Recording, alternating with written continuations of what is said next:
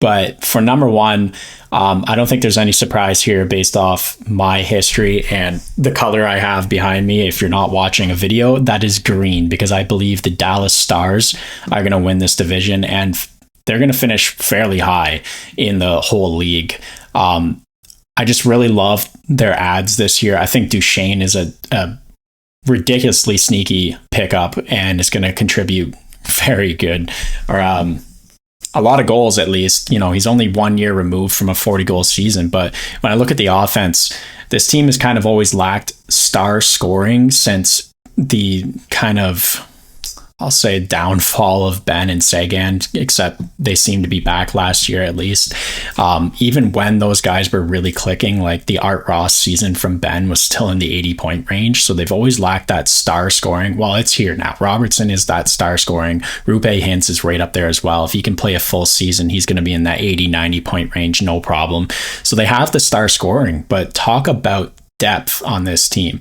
Their forward core is stacked top to bottom, and then they still have young guys trying to crack this team like Logan Stankoven. Like, I'm really hopeful that he can be a top 6 mainstay, and then I love this team's bottom 6 even more, because that pushes a guy like Duchesne or Dadonov or Seguin down to the bottom 6, and then they get even better. I mean, they had 5 players over 70 points last year, 7 20-goal scorers, 1 left in Domi, but 1 comes back in Duchesne. And then they had 2 30-goal scorers and then J-Rob at 46. So goals is not going to be a problem with this team whatsoever. And then again, Duchesne, that only adds to it. 4th best goal differential in the league last year. That's something to keep in mind, because they don't only score goals, they keep it out of their net. And this D-core is deep. Heiskanen is a stud. Harp just took him as the 6th best defenseman in the league, and I can agree with that. He's one of the best skating defensemen in the entire league for sure, and I love watching him move the puck. It takes a bit of a step back from Heiskanen, but 2 to 6 are still very strong on this team. It's a deep D-core, so I'm happy with that. And then Ottinger, we've already ranked him very high in terms of goaltending this year. Harper maybe a little too high, but you know, I can get behind it. He was great last year. I think he's going to be even better this year. He's going to play a lot of games, but they still have Wedgwood, who was a very competent backup last year, maybe the best year of his life. So that had them at 5th in save percentage last year. So goaltending, obviously not a problem. Their power play was 5th in the league. Their penalty kill was 3rd in the league. I cannot find a problem with this team. So that's why I have them winning the division. Okay, I had a feeling you were going to pick Dallas to win the division. I actually picked Colorado, not Dallas, but I even mentioned in my notes that I was very flexible to go 1 and 2 for those 2 teams in particular. I'll stick with Dallas just for the sake of this opening conversation. But the reason I was between those 2 teams is because last year Colorado finished with 109 points, won the division. Dallas finished with 108 and came in 2nd place. So these 2 teams are pretty much equal in my mind. They both made some big additions. You mentioned a lot of them up front. I love their forward group. It's maybe one of the deepest in the league. They have a great mix of young players and veterans. So the forward group, I think, is better than Colorado's. But my one concern and why I put Dallas number 2 is just the defense. You already kind of alluded to it. You know, Heiskanen is far and above the best defenseman on this team. But then I am kind of the opinion that after that, the drop-off is more substantial than people are giving it credit for, because I don't think a player like Esa Lindell is as good as he once was. Same with a player like Ryan Suter. I don't know. The back end just doesn't look as scary to me compared to Colorado's, who might have one of the best back ends in the league, in my opinion. So that was the big difference for me. And then goaltending, while I do think Dallas's is better going into this season, I think that's only because Ottinger is so good. And Wedgwood, of course, had a good year last year. I expect him to be a full-time solid backup this season as well. I just think with a tandem situation of Georgiev and Francouz could be a better situation if one of them gets hurt, as opposed to in Dallas, if Ottinger gets hurt, that's kind of, that could be their season, or at least could have them not finishing in first place. So for those reasons, I had Colorado number 1 and Dallas number 2, but I am flexible to go back and forth. I'm interested to hear what Harper has to say about Dallas, though, and where you picked them. Yeah, well, I've got Dallas winning this division as well. I do, although very fair arguments against them winning the division and moving down to number 2. It's one or the other, right? It's Colorado or Dallas's division, and then we'll see where everything else falls. But I got to give the edge to Dallas. Just so much firepower up front. Matt Duchene for $3 million. Are you kidding me? Yeah. On a 1-year deal? I mean, that is just going to be fantastic, I think. I can't see how it wouldn't be. Jake Ottinger, you guys know I'm high on him, and just, the guys that they have now that are going to be there for a long time, and the guys that they have coming, just the multiple layers and everything. This team is going to be a contender for a long time. But it's interesting what you mentioned about the back end, because I do agree that, a lot rides on Heiskanen.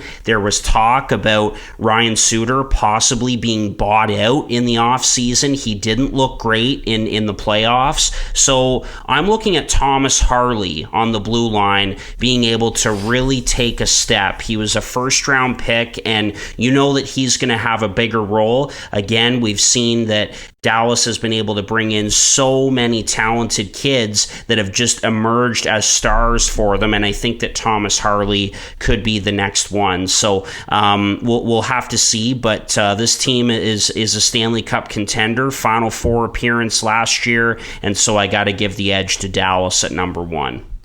Yeah, I mean, when I'm looking at the decor, I think about how it's essentially the same as last year.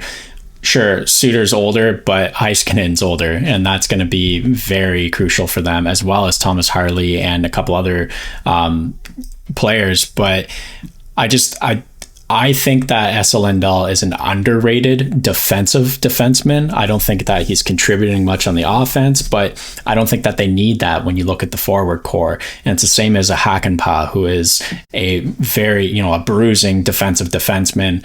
And then you have Harley and Heiskanen that can move the puck. Maybe they add one more defenseman that might be beneficial to them, but I'm really not that worried about their D-core. And then when I look at Colorado, I think that they lack a 6th defenseman on that team. I think that Jack Johnson's a 7th at best. So they might be lacking there, as well as I trying to remember the analytics of Girard, but I'm pretty sure that he has an unfavorable outcome in the advanced analytics whenever he's on the ice for Colorado. So that bottom pair does give me a little bit of worries, where I don't think any pair on Dallas is going to give me any scare. And it is the same as last year. And again, 4th best goal differential in the league.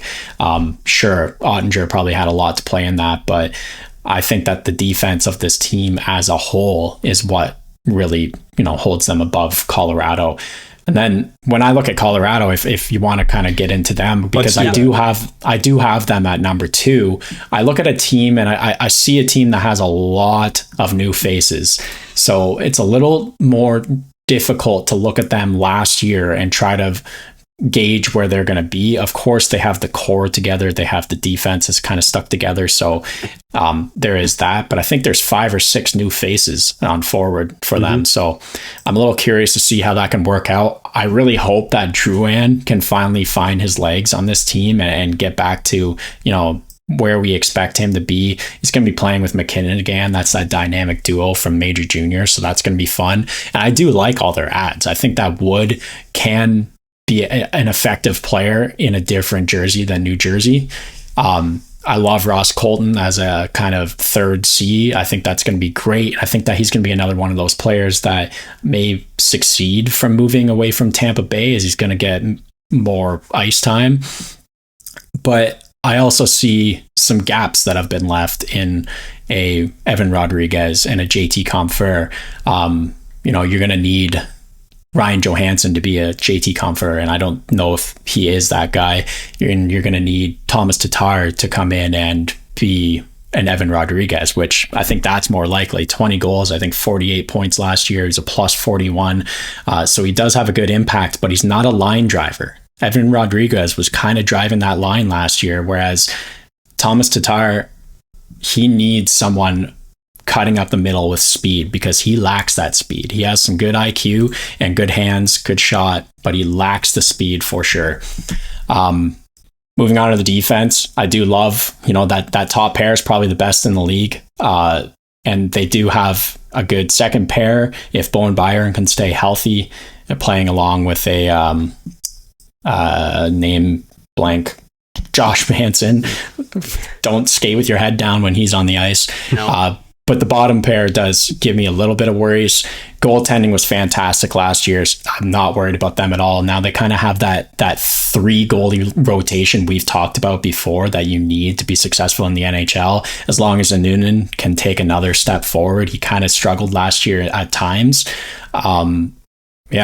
This team, I think they were 8th in goal differential last year. Their power play was 6th. But their penalty kill was 17th. So I do give the nod to Dallas because they're still the same team with, Duchesne in the mix and Sam Steele playing in the bottom 6 and then some younger guys cracking the roster. So I just like Dallas a little bit more, although I think Colorado is a lock at number 2. Yeah, I also agree that they're a lock at number 2. Like I said, I was pretty flexible to go either way, 1 and 2.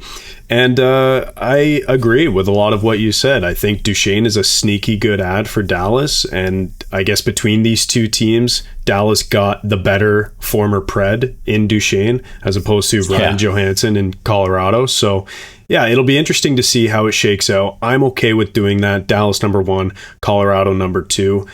You mentioned a lot of new faces. That's something I didn't really take into account. I liked a lot of their ads, but chemistry is, of course, always can be the end all be all when it comes to scoring. So it'll be interesting to see how a player like Tatar does, given the fact that, he was just signed today. So he didn't even know where he was going to be playing until literally a few hours ago. So, but I do think that's a good signing. And I'm surprised it took this long because he's a good player. And I think he'll be a good middle 6 scoring option for them and maybe even get some power play time on the second unit. So all of that being said, even though Colorado is going to be without Landeskog again this year, unfortunately, I think they have gone shopping in the discount section and come out with some pretty good finds in terms of the players that they picked up. So number 2 in this division makes so much sense. Yeah, absolutely. They've gone shopping in the clearance section, and they've added some pretty good bodies. It'll be interesting to see how everybody gets acclimated, but they're all good players that they've added. The Woods, the Tatars, Drouin. I'm really curious to see him. I think that this is going to rejuvenate him a little bit, getting out of Quebec and reuniting with Nathan MacKinnon. Look, they're only a year removed from a Stanley Cup. And after a full off season where everybody can get healthy, they were so banged up last year. Injuries almost ruined this team last year. And there was fear, kind of late in the season, whether or not this team was going to make the playoffs. And so I feel like, health is a big thing. A lot of new faces, but, the core of the team is still there. And like I said, they're only a year removed from a Stanley Cup. And that could be a 3-headed monster down the middle. If Johansson can stay healthy with MacKinnon and Ross Colton, he's a hell of a player. That could be quite the center core down the middle, and that could work out nicely for the Avs. So yeah, number 2 in this division.